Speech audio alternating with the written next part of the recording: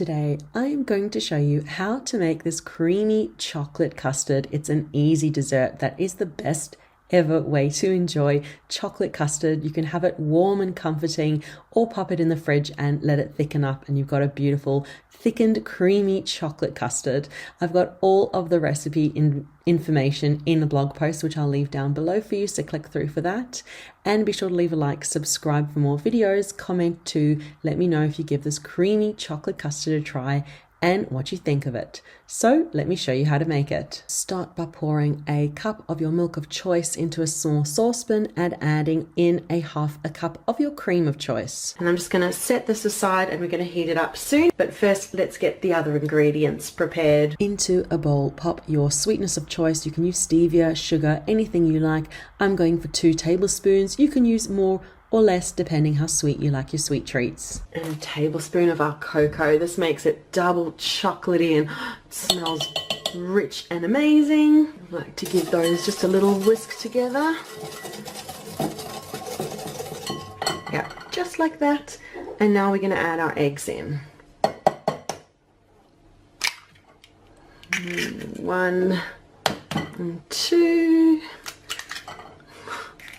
And I'll just whisk that together just to get a nice smooth chocolatey mixture.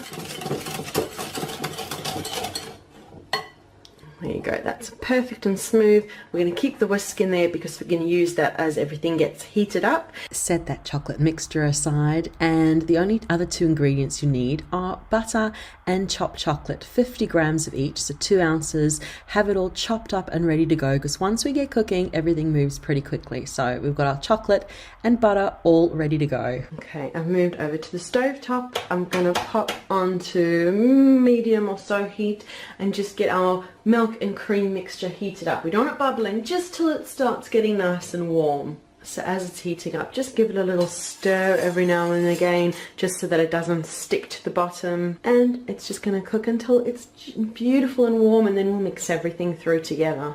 You can see it starting to steam up. I just want it a little bit warmer so that everything can warm together nicely. Another minute or so and we're going to take it off the heat.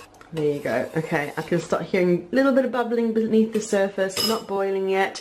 We'll turn the heat off and we're going to mix through quickly now. Okay, so I'm going to whisk this and pour on my heated milk.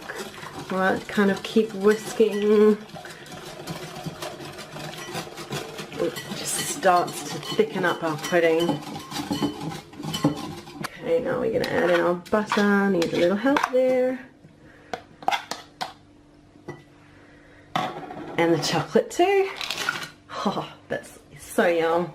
And I just keep whisking it through and the butter and chocolate will start to melt. The eggs will start to thicken. Okay, I'm going to leave that for a sec to just melt all together. Okay, saucepan is cleaned out. And now we're just going to pour all of this back in.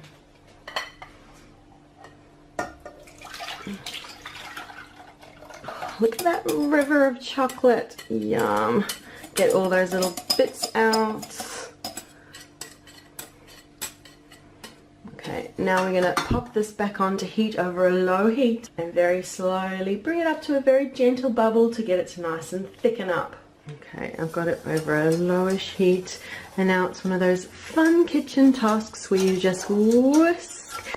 There we go. Look at that. It's thickened up beautifully. We'll just turn the heat off. Oh, it's so thickened. Look at that. We're going to pour it off into a bowl now. So I'm just going to pour the beautiful chocolate custard out into a bowl. Oh, it's like a beautiful pool of chocolate. Yum. And you can absolutely serve this nice and beautiful and warm now, or just allow it to cool completely and then pop it into the fridge and allow it to thicken up a little bit more, and then you can serve it nice and chilled. It is up to you, but that is the video for today for how to make this really easy chocolate custard. Thank you so much for watching. Be sure to leave a like, subscribe for more videos, comment too, let me know if you give this a try and what you think of it, and remember to check down below for the link to the blog post which has the full recipe and step-by-step instructions too. So thank you so much for watching and we'll see you again soon. Bye!